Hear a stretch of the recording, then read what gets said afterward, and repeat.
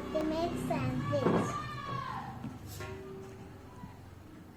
So first we need to add some onion, and then we need to add some cucumber, and then we need to add some carrots.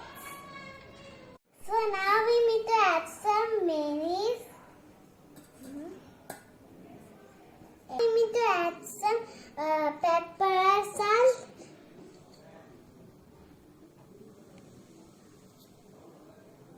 And now mix.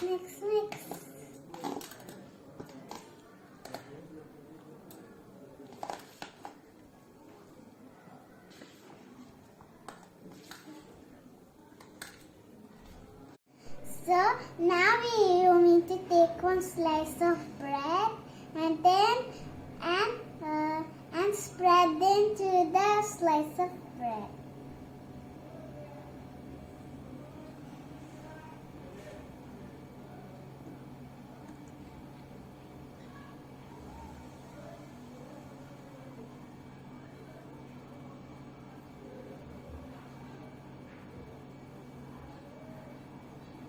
And now you close it with another bread, and we have cut in the sandwich, and now have one bite of the sandwich.